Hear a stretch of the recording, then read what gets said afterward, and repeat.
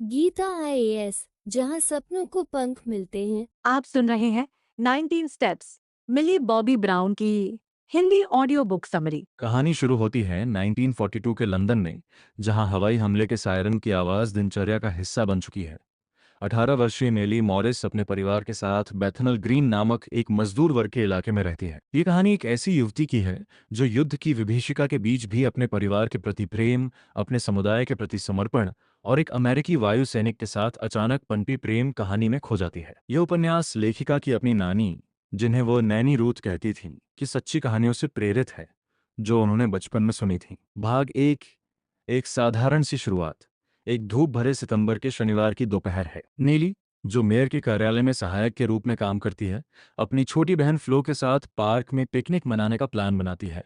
वह युद्ध की तबाही और हवाई हमलों के डर के बीच कुछ पल सामान्य जीवन जीने की कोशिश कर रही है। जैसे ही वे दोनों बेथनल ग्रीन की सड़कों से गुजरती हैं, नेली को अपने घर के खंडहर दिखते हैं जो बमबारी में तबाह हो चुका है। उसके मन में पुरानी यादें और दुख घुल जाते हैं। नेली एक सुरक्षात्मक बड़ी बहन है जो युद्ध से पहले के अपने बचपन के दिनों को तरसती है। पार्क में उनकी मुलाकात उनके बचपन के दोस्त बिली से होती है। बिली के साथ फ्लो की मस्ती देखकर नेली को कुछ पल के लिए राहत मिलती है, लेकिन यह सुकून लंबा नहीं टिकता। अचानक हवाई हमले का सायरन बज उठता है।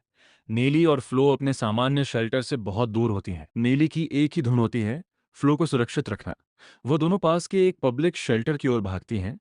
जैसे ही दुश्मन के हवाई जहाज उनके ऊपर से गरजते हैं, शेल्टर के अंदर नेली को अपने समुदाय के लोगों के बीच एक अजीब सी शांति और सुरक्षा का एहसास होता है। सब एक साथ हैं, एक दूसरे का सहारा बने हुए हैं। ये अध्याय परिवार के बंधन, साहस और अनिश्चितता के बीच खुशी के पलों को थामे रखने की मानवीय जिजीविषा को दर्शाता है। भाग दो, अलगाव का दर्द। समय बीतता है और युद्ध की विभीषिका बढ़ती जाती है। एक दिन नेली के भाई चार्ली, जिन्हें परिवार में सब चार्ली बुलाते हैं, ने एक बड़ी खबर सुनाई। फ्लो को सरकारी निकासी योजना के तहत गांव भेजा जाएगा।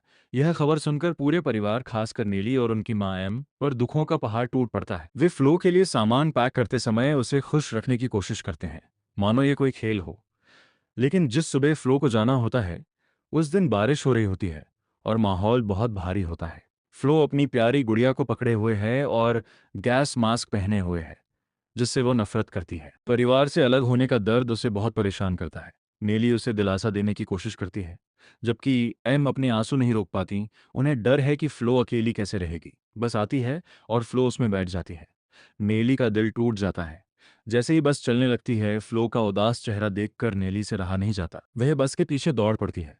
उसी समय रे नाम का एक अमेरिकी वायुसैनिक उसकी मदद करता है। नेली बस को रोकने में सफल हो जाती है और फ्लो को वापस ले आती है। ये घटना न केवल दोनों बहनों के अटूट बंधन को दर्शाती है, बल्कि नेली और रे के बीच एक अनजाने रिश्ते की शुरुआत भी करती है। रे की मदद और उसकी उपस्थिति नेली के मन में एक अलग ही एहसास पैदा करती है, भले ही उसकी बातें उसे कभी कभी परेशान करती हों। भाग तीन, प्यार की बहार। शरद ऋतु आती है और युद्ध की कठिनाइयां बढ़ जाती हैं, लेकिन नेली के जीवन में एक नई रोशनी आती है। वह बेथनल ग्रीन में अक्सर आने लगता है। उनकी मुलाकातें नेली की दिनचर्या को खुशनुमा बना देती हैं। वे साथ में मूवी देखते हैं, पार्क में घूमते हैं, बाजार घूमते हैं। रे उसे अपने अमेरिकी फार्म की कहानियां सुनाता है और नेली उसकी हर बात सुनकर मंत्रमुग्ध हो जाती है। एक दिन नेली के माता पिता रे को चाय पर आमंत्रित करते हैं। ये पहला मौका है जब नेली किसी लड़की को अपने परिवार से मिलवा रही है। उसके पिता चार्ली, जो शुरू में थोड़े सशंकित रहते हैं, रे के आकर्षण के आगे ढील पड़ जाते हैं। रे सबका दिल जीत लेता है और नेली को उम्मीद जगती है कि उनका भविष्य एक साथ होगा। दूसरी ओर नेली के बचपन के दोस्त बिली के मन में उसके लिए गहरी भावनाएं हैं। नेली और रे के बढ़ते प्यार को देखकर वह टूट जाता है। उसे पछतावा होता है कि उसने कभी अपनी भावनाएं नेली के सामने जाहिर नहीं की। यह अध्याय प्रेम, उम्मीद और युद्ध की क्रूर वास्तविकताओं के बीच व्यक्तिगत संबंधों के संघर्ष को बखूबी दर्शाता है। भाग चार, त्रासदी की रात। एक रात रे नेली से मिलने के लिए बेताब है। उसे कुछ अहम खबर देनी है। उसे एक कार चलाने की अनुमति मिल गई है और वह पूर्वी लंदन के युद्धग्रस्त इलाकों से गुजर रहा है। तभी हवाई हमले का सायरन बज उठता है। लोग घबराकर एयर रेड शेल्टर की ओर भागते हैं। रे भी भीड़ में फंस जाता है और उसका दम घुटने लगता है। वह नेली की सुरक्षा को लेकर बेहद चिंतित हो जाता है। इधर नेली और उसका भाई जॉर्ज शेल्टर में पहुंच जाते हैं, लेकिन उनके माता पिता और बाकी परिवार गायब है। एयर रेड वार्डन उन्हें बाहर जाने से रोकता है, जिससे नेली की बेचैनी और बढ़ जाती है। वह और जॉर्ज एक अंधेरे रास्ते से निकलकर बाहर आते हैं। बाहर का दृश्य भयावह है। हर जगह भीड़, एम्बुलेंस और अफरा तफरी। नेली को पता चलता है कि सेंट जॉन चर्च के पास भूमिगत शेल्टर में भगदड़ मच गई है और कई लोग कुचल गए हैं। वो अपने परिवार को ढूंढती है। आखिरकार उसकी माँ एम मिल जाती है, लेकिन उनके पिता चार्ली और छोटी बहन फ्लो के बारे में कोई खबर नहीं है। अध्याय यह समाप्त होता है एक भयावह अनिश्चितता और गहरे दुख के साथ। भाग 5, शोक और आरोप। इस त्रासदी में नेली के पिता और छोटी बहन की मृत्यु हो जाती है। नेली का दिल टूट जाता है। उसे रे का एक पत्र मिलता है जिसमें वो अपनी संवेदना व्यक्त करता है। नेली गुस्से और दुख से भरी है, न केवल रे पर बल्कि पूरी स्थिति पर जिसने उसके परिवार को तबाह कर दिया।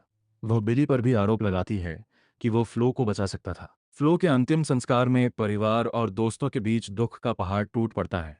नेली अपनी सहेली बैब से बात करके थोड़ी राहत पाती है। धीरे धीरे उसे एहसास होता है कि रे इस त्रासदी के लिए दोषी नहीं है। एक जांच में पता चलता है कि भगदड़ का कारण घबराहट नहीं, बल्कि शेल्टर की खराब डिजाइन और सुरक्षा उपायों की कमी थी। नीली रे को एक पत्र लिखती है, उससे माफी मांगती है और उसे बताती है कि वह उससे प्यार करती है। भाग 6, न्याय की लड़ाई। जांच के दौरान ये स्पष्ट हो जाता है कि सिविल डिफेंस और काउंसिल ने अपनी लापरवाही छुपाने की कोशिश की है। मेली इस अन्याय से बहुत आहत है। एक पत्रकार, स्टैन कॉलिंस, उसे काउंसिल के खिलाफ मुकदमा चलाने के लिए प्रोत्साहित करता है। नीली की मां एम अपने पति और बेटी की याद में ये केस लड़ने का फैसला करती हैं। मुकदमा चलता है और एम अदालत में गवाही देती हैं। आखिरकार फैसला उनके पक्ष में आता है और उन्हें मुआवजा मिलता है। ये एक छोटी सी जीत है, लेकिन ये उनके दिलों के घाव नहीं भर पाती। भाग 7, रे की वापसी और एक नया मोड़। रे युद्ध में लापता हो जाता है और कुछ समय बाद उसकी मृत्यु की खबर आती है। नीली फिर से टूट जाती है। वो बिली के साथ थोड़ा समय बिताती है, जो उसे दिलासा देता है। उसकी माँ एम उसे बिली से शादी करने की सलाह देती है, क्योंकि वो एक अच्छा लड़का है और उससे प्यार करता है। नीली और बिली की शादी तय हो जाती है। शादी के दिन चर्च में नीली अचानक रे को देख लेती है। वो जिंदा है। पता चलता है कि उसे युद्धबंदी बना लिया गया था। रे उसे समझाता है कि वो उससे प्यार करता है और वो उसके बिना नहीं रह सकता। नीली के सामने सबसे कठिन फैसला होता है, बिली, जिसने उसे हर कदम पर साथ दिया है, या रे, जो उसकी पहली और सच्ची मोहब्बत है। बिली अपने असीम प्यार और परिपक्वता का परिचय देते हुए नेली को रे के पास जाने के लिए कहता है। वह समझता है कि नेली की खुशी सबसे महत्वपूर्ण है। उपहार, प्यार और उम्मीद की जीत। नेली और रे एक नई शुरुआत करते हैं। वे अमेरिका जाते हैं, जहां उनकी शादी होती है।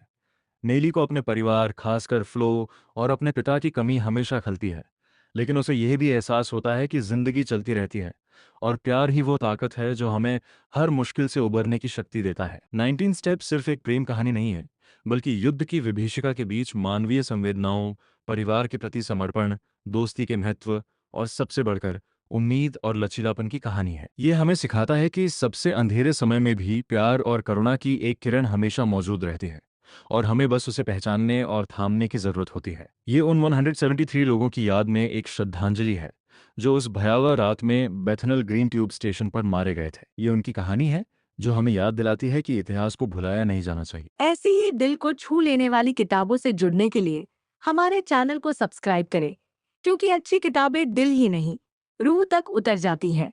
धन्यवाद।